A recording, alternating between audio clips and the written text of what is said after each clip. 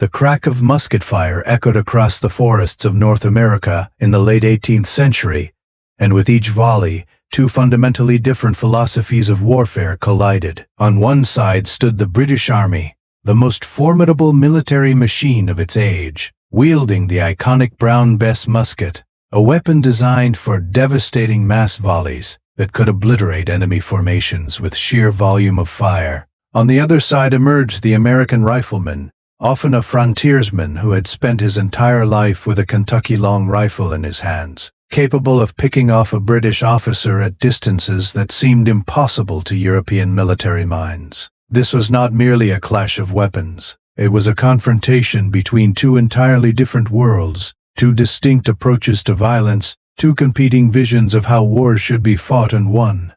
The Brown Bess musket represented the culmination of over a century of European military thinking, first introduced to British service around 1722. Though earlier patterns existed, the Brown Bess became the standard infantry weapon that would arm British soldiers through countless campaigns across the globe. The weapon earned its curious nickname through various theories, some suggesting the brown walnut stock gave it the name, others claiming it derived from the browning process applied to the barrel to prevent rust, and still others pointing to the Germanic word for gun. But regardless of its etymology, the Brown Bess became synonymous with British military might. The musket measured approximately 58 to 62 inches in total length depending on the pattern, with a barrel length of 42 to 46 inches. It was a smoothbore weapon, meaning the inside of the barrel contained no rifling, no spiral grooves to spin the projectile. This was deliberate. The smoothbore design allowed for rapid loading, and rapid loading was everything. In the linear warfare of the 18th century, the Brown Bess fired a lead ball of approximately .75 caliber, though the actual ball diameter was slightly smaller, around .71 inches, to allow for the windage necessary for quick loading. This gap between the ball and the barrel interior, essential for speed, was simultaneously the weapon's greatest weakness when it came to accuracy.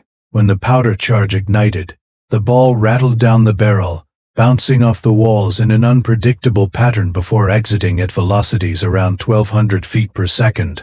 The moment that spherical lead projectile left the muzzle, it became subject to every vagary of physics working against accuracy. The ball would begin to tumble, affected by any imperfection in its casting, any residue in the barrel, any breath of wind. A British soldier, aiming at a man-sized target at 100 yards, had perhaps a 50% chance of hitting anywhere on that target. At 200 yards, the chances dropped precipitously. At 300 yards, hitting a specific individual human being was more a matter of providence than skill. But here lies the crucial understanding that modern observers often miss when they judge the Brown Bess harshly. The weapon was never designed to hit individual targets at distance. It was designed as a component in a larger system, a system of warfare that had evolved over generations of European conflict. The British Army fought in lines, typically 3 ranks deep by the time of the American Revolution, though sometimes 2. These lines would advance toward the enemy with mechanical precision, the product of endless drilling on parade grounds. Each soldier stood shoulder to shoulder with his comrades, so close that the movements of one affected all. When the order came to fire, dozens or even hundreds of muskets would discharge simultaneously, sending a literal wall of lead toward the enemy formation. The individual accuracy of each musket was irrelevant. What mattered was the collective effect, the storm of projectiles that would tear through enemy ranks, breaking their cohesion, shattering their will to fight. The true genius of the Brown Bess lay not in its accuracy, but in its rate of fire. A well-trained British soldier could load and fire his musket with remarkable speed. The process began with the soldier reaching into his cartridge box, a leather container worn on his hip that held prepared paper cartridges. Each cartridge contained a pre-measured powder charge and a lead ball. The soldier would bite off the end of the paper cartridge, tasting the bitter powder, and pour a small amount into the priming pan of the flintlock mechanism. He would then close the frizzen over the priming pan, drop the musket butt to the ground, pour the remaining powder down the barrel, insert the ball in the paper wadding, and use his ramrod to push everything down against the powder charge. The ramrod, stored in grooves beneath the barrel, had to be drawn, reversed, used to seat the load, reversed again, and returned to its place. The soldier would then bring the musket back to his shoulder, pull the cock back to full cock, aim in the general direction of the enemy, and pull the trigger. The flint would strike the frizzen, creating sparks that ignited the priming powder, which would flash through the touch hole into the main charge, firing the weapon. A trained British regular could execute this complex dance of movements in approximately 15 seconds, allowing for 4 shots per minute under ideal conditions. Some exceptionally well-trained soldiers claimed to achieve 5 shots per minute, though this was rare and difficult to sustain. 4 shots per minute became the standard that British drill sergeants demanded, and British soldiers, through endless repetition, delivered. This rate of fire was extraordinary for its time. Consider what this meant in practical terms on a battlefield. A British battalion of 500 men, firing by volleys, could send 2,000 lead balls toward the enemy every minute. If the enemy was 100 yards away, that wall of tiled lead would arrive in approximately 1 second after each volley. The psychological impact was devastating. The physical impact was catastrophic. Men would see the flash of the volley, hear the roar like thunder, and then watch as dozens of their comrades fell, torn apart by projectiles they never saw coming. The loading process for the Brown Bess, while fast, was also inherently dangerous and prone to error under the stress of combat. Black powder was notoriously unpredictable. It absorbed moisture from the air, making it less effective or completely useless in rain or high humidity. The flintlock mechanism itself was a point of failure. The flint, a piece of specially shaped stone held in the jaws of the cock, would wear down after repeated strikes, requiring replacement. Sometimes the flint would fail to produce adequate sparks. Sometimes the priming powder would not ignite the main charge, resulting in a misfire that required the soldier to clear his weapon and start over. Sometimes in the chaos and terror of battle, soldiers would forget steps in the loading sequence. They might double load, putting 2 charges down the barrel without firing between them. They might fail to remove the ramrod before firing, sending it flying toward the enemy like a spear. Archaeological evidence from battlefield excavations has revealed muskets loaded with multiple charges, suggesting soldiers in their panic continued to load without firing, perhaps not even realizing their weapon had misfired. The Brown Bess weighed approximately 10 pounds, a substantial burden that British soldiers carried for miles on campaign. The weapon's length made it unwieldy in close quarters or in dense vegetation, but it was perfectly suited for the open battlefield. Fixed to the muzzle of the Brown Bess was a socket bayonet, a triangular blade approximately 17 inches long, that converted the musket into a pike. This bayonet was fundamental to British tactics. After delivering their volleys, British infantry would often charge with bayonets leveled, a terrifying sight that broke many enemy formations before contact was even made. The bayonet represented the final argument in British infantry doctrine. Fire would disorganize the enemy. Cold steel would finish them. The cost of the Brown Bess musket to the British government was approximately £2 a substantial sum, but one that reflected the relatively simple manufacturing process. The smoothbore barrel was easier to produce than a rifled barrel, requiring less skilled labor and less time. British ordnance facilities and private contractors could produce Brown Bess muskets in large quantities, arming an empire that spanned the globe. Standardization was imperfect by modern standards, with parts not truly interchangeable between muskets, but the basic pattern remained consistent enough that training and logistics could function effectively. British soldiers received their muskets and were expected to maintain them in serviceable condition through campaigns that might last years. Into this world of linear tactics and massed firepower came the Kentucky long rifle, a weapon that was in every way the antithesis of the Brown Bess. The Kentucky rifle, despite its name, was actually developed by German gunsmiths who had settled in Pennsylvania in the early 18th century. These craftsmen, trained in the European tradition of rifle making, adapted their skills to the demands of the American frontier. The result was a weapon that was longer, more accurate, and fundamentally different in both construction and purpose than anything the British Army typically encountered. The Kentucky rifle typically measured 60 inches or more in total length, with barrels often exceeding 40 inches. But unlike the Brown Bess, every inch of that barrel interior was cut with spiral grooves, the rifling that gave the weapon its name and its extraordinary accuracy. Rifling was not a new concept, even in the Bay 18th century. European gunsmiths had been producing rifled weapons for hunting and target shooting for over 200 years. The principle was well understood. The spiral grooves cut into the barrel would engage with the projectile, imparting a spin as it traveled down the barrel. This spin stabilized the projectile in flight, much like a well-thrown spiral in American football, allowing it to maintain its trajectory over far greater distances than a tumbling ball from a smoothbore weapon. A rifled weapon could hit targets at ranges that were simply impossible for smoothbore muskets. The problem was that rifling came with significant drawbacks that made it unsuitable for military service in the minds of most European commanders. The first and most critical drawback was the rate of fire. Loading a rifle was a fundamentally different process than loading a smoothbore musket, and it was considerably slower.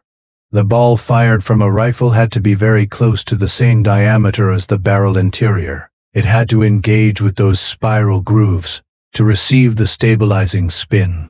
This meant that the ball could not simply be dropped down the barrel, as with a musket. It had to be forced down, often wrapped in a greased patch of cloth or leather that would engage the rifling. The shooter would place the patched ball over the muzzle and use a short starter, a small wooden mallet and rod, to drive the ball into the barrel. Then he would use his ramrod, working it back and forth, forcing the patched ball down the length of the barrel until it seated against a powder charge.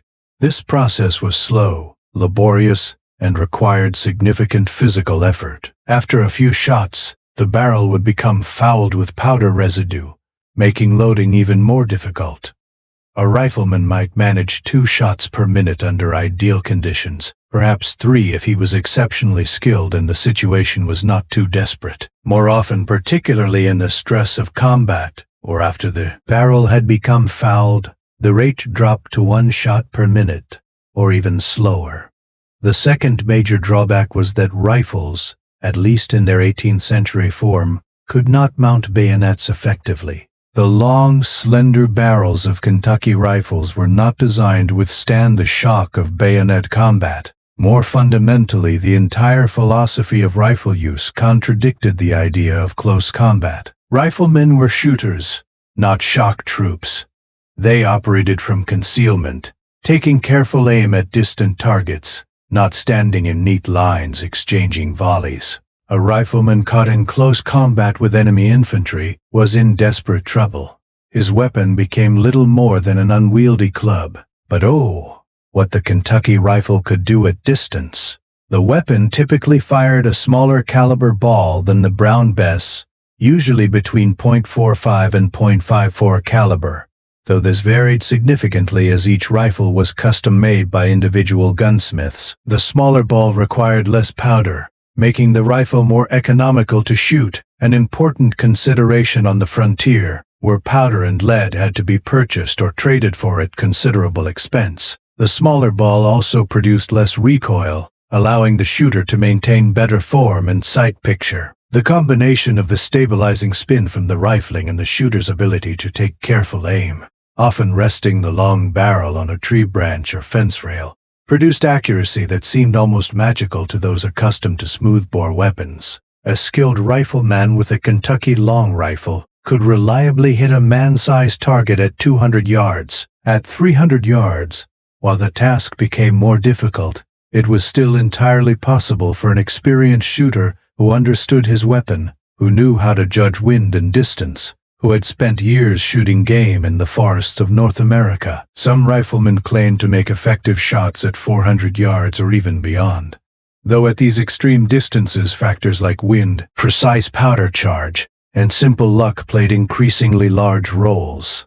But even if we discount the most extreme claims, the effective range of the Kentucky rifle was at least double, perhaps triple, that of the Brown Bess musket, when considering accurate aimed fire at individual targets. The construction of a Kentucky rifle was a work of art as much as a feat of engineering. Each rifle was handmade by a master gunsmith, a process that could take weeks or even months. The barrel had to be forged, bored, and then carefully rifled by hand, with the gunsmith using specialized tools to cut the spiral grooves to precise and consistent depth.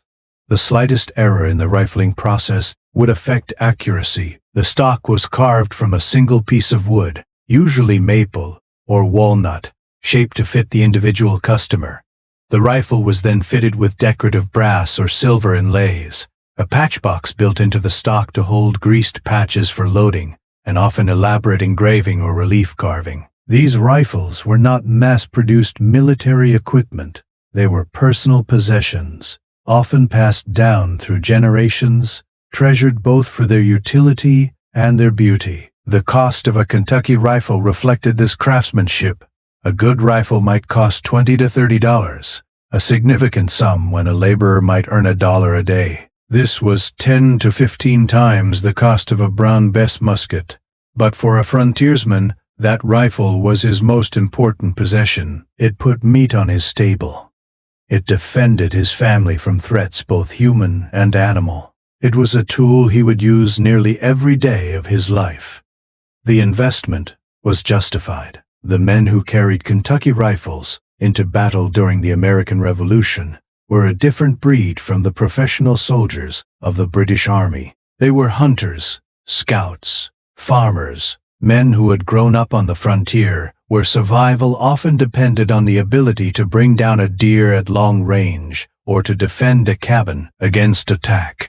They learned to shoot as children, starting with small-caliber rifles and graduating to full-sized weapons as they grew. By adulthood, many frontier riflemen could shoot with extraordinary skill, not through formal training, but through constant practical experience. They understood their weapons intimately, knowing the particular quirks of their individual rifle, how much powder to use for different situations, how to judge the wind by watching leaves or grass, how to find a rest for a long shot. When the American Revolution began, the Continental Congress recognized the potential value of these riflemen. In June 1775, Congress authorized the raising of 10 companies of riflemen from Pennsylvania, Maryland, and Virginia. These rifle companies would become some of the most famous units of the war. The men who filled their ranks arrived at the siege of Boston, wearing hunting shirts and carrying their personal rifles. They were not soldiers in the traditional sense.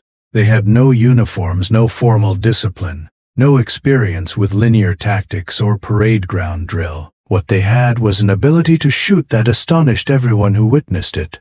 British officers and soldiers, accustomed to the limited range and accuracy of their own muskets, found themselves under fire from enemies they could barely see, at distances they had not thought possible. A British officer writing during the siege of Boston noted that American riflemen were killing his sentries and artillerymen at ranges of 400 to 500 yards, distances at which return fire with muskets was completely ineffective. British soldiers learned to fear the crack of a rifle, a sound distinctly different from the boom of a musket, because that crack meant someone had just died or been wounded, often an officer or sergeant, shot down by a marksman who might be concealed in a tree line or behind a stone wall hundreds of yards away. The tactical implications were profound.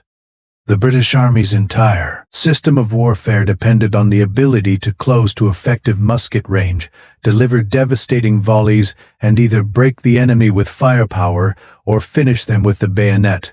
But American riflemen refused to play by these rules. They would not stand in lines to receive volleys. They would not wait for the British to advance to 50 or 100 yards. Instead, they operated from cover, moving individually or in small groups, firing at long range and then melting back into the forest or behind terrain features before British infantry could close with them. This was frontier warfare, a style of combat that had evolved through decades of conflict with Native American tribes, adapted now to fight European regulars. The classic example of rifle effectiveness came at the Battle of Saratoga in 1777, particularly during the engagement at Freeman's Farm and the later battle at Bemis Heights. American riflemen under the command of Daniel Morgan, himself a veteran frontiersman, were positioned in trees and behind cover with explicit orders to target British officers.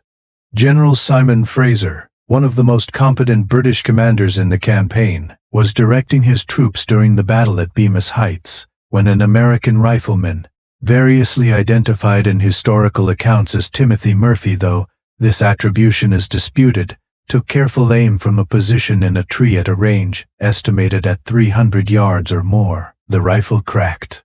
Fraser fell, mortally wounded. The death of Fraser, a leader the British troops trusted and followed, contributed to the disintegration of the British attack and ultimately to the surrender of Burgoyne's entire army, a turning point in the war. This was the nightmare scenario for British commanders. Their officers, essential for command and control in an era before radio communications or detailed tactical planning, were being picked off by invisible enemies at ranges where they had no effective response. British tactical doctrine emphasized the importance of officers leading from the front, setting an example for their men, directing movements in the chaos of battle. But this required officers to be visible, to stand tall, to make themselves a rallying point. Against smoothbore musket fire, this was dangerous but manageable. Against rifles, it became suicidal. The British Army attempted various countermeasures. Officers were ordered to remove or conceal the insignia of rank that made them obvious targets. The gorget, a crescent-shaped metal ornament, worn at the throat as a symbol of commissioned rank, was put away. The spontoon, a type of pike carried by officers as a badge of rank and used for directing troops, was abandoned in favor of muskets or rifles, making officers less distinguishable at distance. British commanders tried to deploy their own light infantry in skirmishing roles, using terrain and cover to approach rifle positions. But British light infantry, while well-trained and capable, were still armed primarily with smoothbore muskets. They could not match the reach of the Kentucky rifle. Some British units did employ riflemen, primarily loyalist units, and German Jägers, professional hunters from German states, who fought as auxiliaries for the British.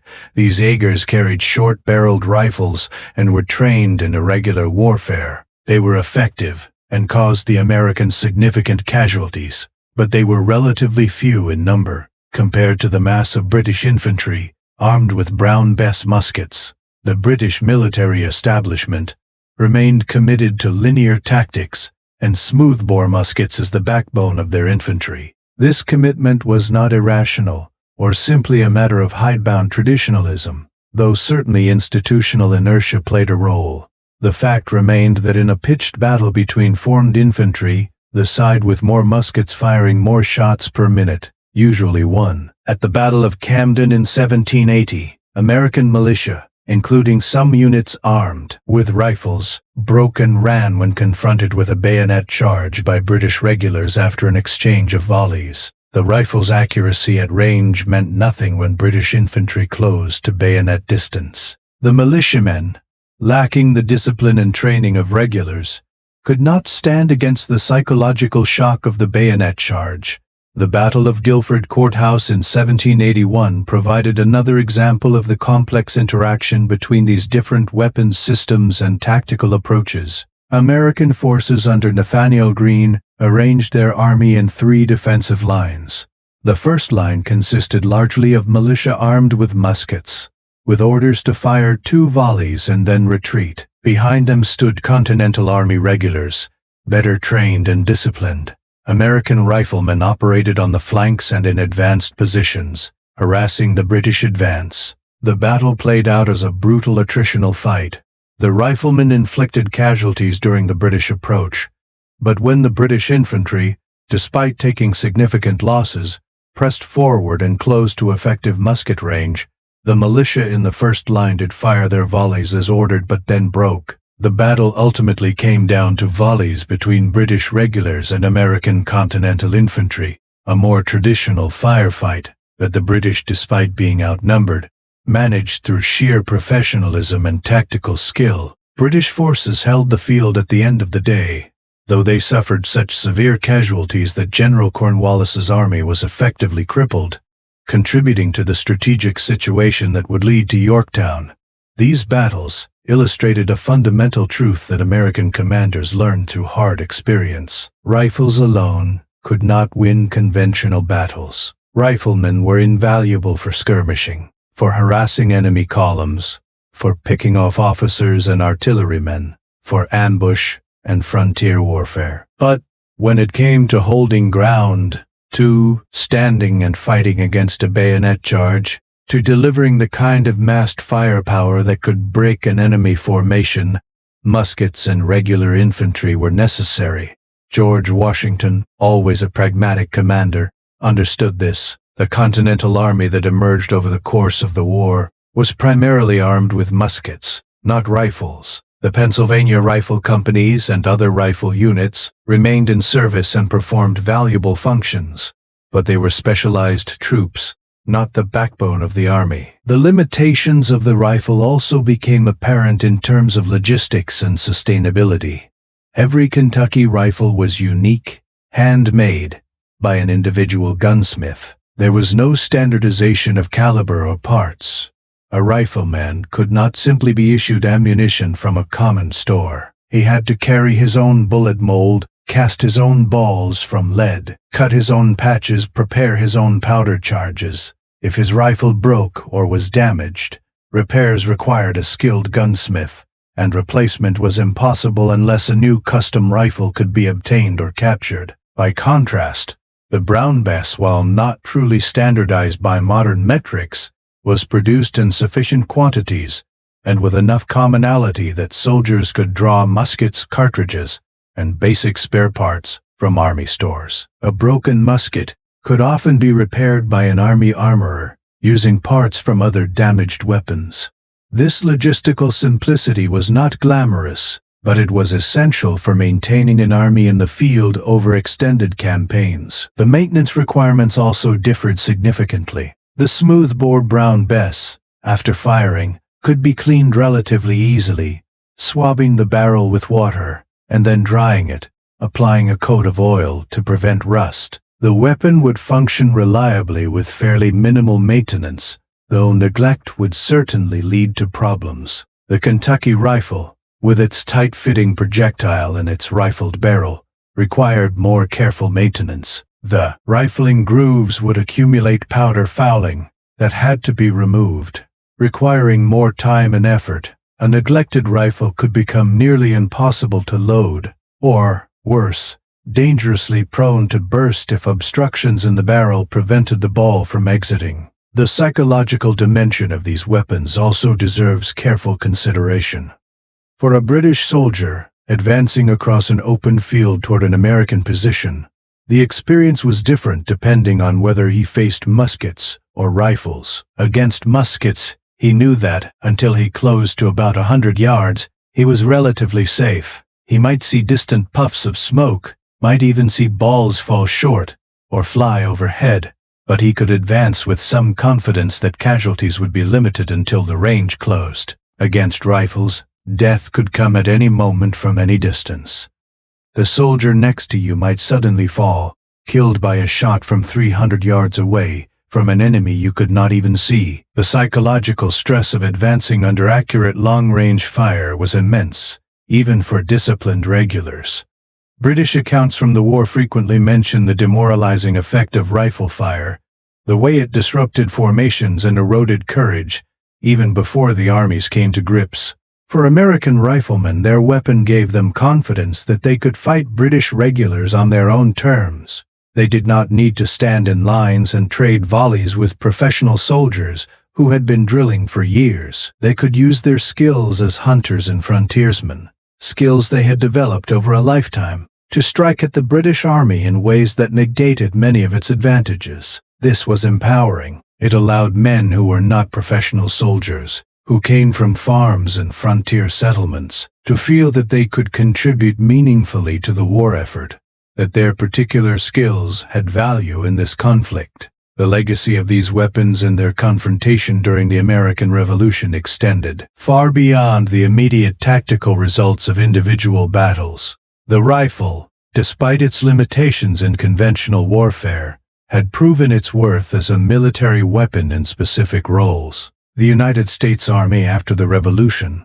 continued to employ rifle units for scouting and skirmishing, recognizing that there were situations where accuracy at range was more valuable than rate of fire. The development of military rifles would continue through the 19th century, eventually producing breech-loading rifles with metallic cartridges that combined the accuracy of rifling with rates of fire approaching or exceeding that of the old smoothbore muskets. By the time of the American Civil War, rifled muskets had become standard infantry weapons, and the tactical revolution they brought rendered Napoleonic linear tactics obsolete and deadly, leading to the trench warfare that presaged the horrors of World War I. The Brown Bess, meanwhile, remained in British service into the middle of the 19th century, a testament to its reliability and the institutional momentum of the world's most powerful military. British infantry carried Brown Bess muskets at Waterloo in 1815, where they broke French columns with the same devastating volleys that had been the hallmark of British infantry for generations.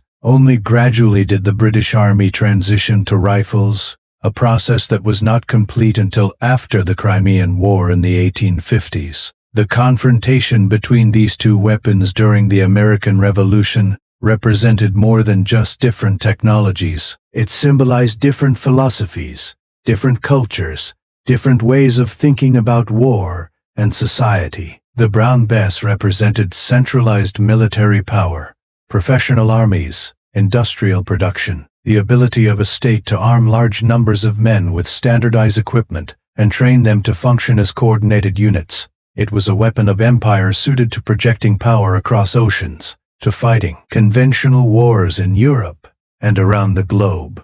The Kentucky rifle represented individualism, craftsmanship, personal skill. The frontier ethos where a man's ability to shoot could mean the difference between eating and starving, between life and death. It was a weapon of a society that valued individual capability and was suspicious of standing armies and centralized authority. Neither weapon was inherently superior. Each was optimized for different purposes, different tactical situations, different visions of how war should be fought. The British soldier with his Brown Bess was a component in a machine that when functioning properly was nearly unstoppable in conventional battle. The American rifleman was an individual warrior, deadly at range, but vulnerable when caught in the open or forced to fight on European terms. The war tested both systems, both weapons, both philosophies, and the result was ultimately decided not by which weapon was better, but by which side could better adapt to the circumstances, could better leverage its advantages while minimizing its weaknesses, could endure the grinding attrition of a war that lasted 8 years and ranged across a continent. The men who fought with these weapons, whether British regulars standing in neat red lines delivering volleys with mechanical precision, or American riflemen lying in wait behind trees and stone walls, demonstrated courage and skill that transcended the tools they carried. The weapons themselves were expressions of human ingenuity, attempts to solve the eternal problem of how to kill the enemy more effectively than he can kill you. But it was the men behind those weapons, their training, or lack thereof, their determination, their ability to endure hardship and fear, that ultimately determined outcomes. The Brown Bess musket could fire 4 shots per minute, a devastating rate in the hands of trained soldiers fighting as a disciplined unit. The Kentucky long rifle could kill at bet 300 yards, a capability that gave individual riflemen power far beyond their numbers. Both statements are true. Both weapons shaped the American Revolution in profound ways. Together, they wrote chapters of history in powder smoke and lead. Chapters that continue to resonate in the imagination and in the American experience